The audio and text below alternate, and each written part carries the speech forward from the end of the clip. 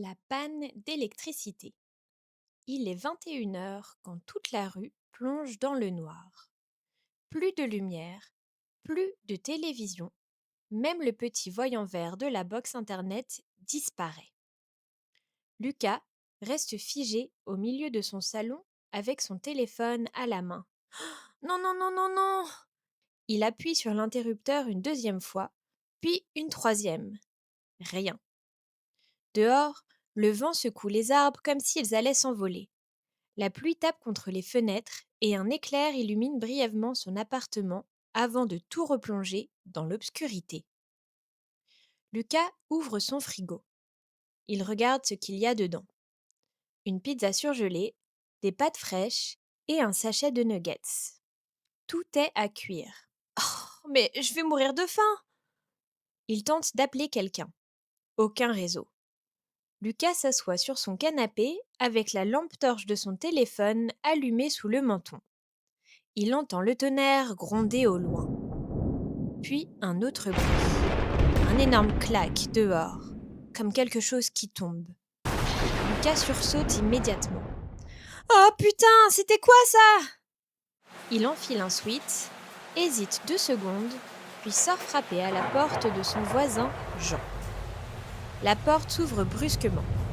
Jean apparaît avec une vieille lampe à pétrole à la main. Il porte un gros gilet en laine et regarde Lucas comme s'il venait de déranger une opération militaire secrète. Oh, qu'est-ce que tu fais là, toi? Euh. Bonsoir, Jean. Lucas se gratte la nuque. Je voulais juste vérifier que vous alliez bien avec la panne et tout. Jean hausse un sourcil. Ouais, tout va bien. Allez, maintenant rentre chez toi. Il commence à refermer la porte, mais Lucas la retient discrètement. Jean, je suis désolée de vous déranger, mais c'est que... Bah voilà, j'ai un peu peur tout seul chez moi. J'y vois rien et j'ai rien à manger. Jean le regarde de haut en bas. Ah, les jeunes aujourd'hui, ça sait plus rien faire. Il soupire profondément. Bon allez, rentre. Lucas entre immédiatement. Merci beaucoup. À l'intérieur, il y a des bougies partout, une radio à pile sur la table et même un petit réchaud à gaz dans la cuisine. Lucas regarde autour de lui, comme s'il venait d'entrer dans un bunker de survie. Ouah, Jean, vous étiez préparé? Jean pose la lampe sur la table. Assieds-toi et touche à rien. 1 heure plus tard, Lucas observe Jean faire chauffer une soupe sur son petit réchaud. Franchement, c'est stylé votre truc, hein? C'est pas stylé, c'est pratique. Jean lui tend un bol, les deux hommes mangent en silence.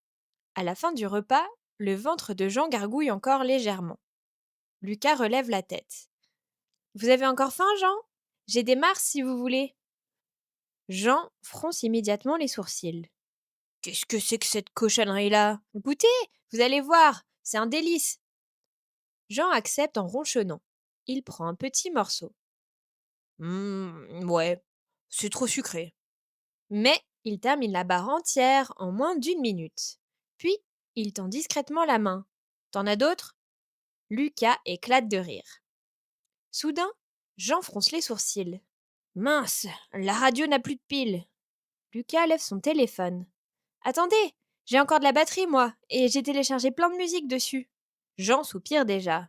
Oh, si c'est pour écouter des casseroles américaines, non merci. Lucas lance une vieille chanson de Charles Aznavour. Jean s'arrête net. T'écoutes ça, toi? Bah ouais, ma mère adore. Jean reprend discrètement son assiette. Il mange en silence en écoutant la musique. 1 heure plus tard, les deux sont assis dans le salon avec leurs bougies presque consumées. Jean regarde Lucas remettre une couverture sur ses jambes. T'as vraiment peur de l'orage, toi? Bah, ouais, un peu. À ton âge, moi, je préparais des toits pendant les tempêtes. Lucas le regarde. Ouais, bah, moi, à mon âge, je sais installer la fibre. Jean souffle du nez. Ça sert à rien, votre fibre, quand tout explose. Lucas sourit. Peut-être, mais grâce à moi, vous avez quand même Aznavour ce soir. Jean reste silencieux 2 secondes et hoche doucement la tête. Puis, il ajoute.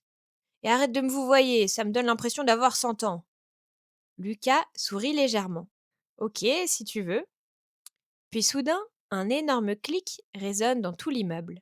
La lumière revient brutalement, les lampes s'allument, le frigo redémarre, la box internet clignote. Le téléphone de Lucas se met à vibrer sans arrêt.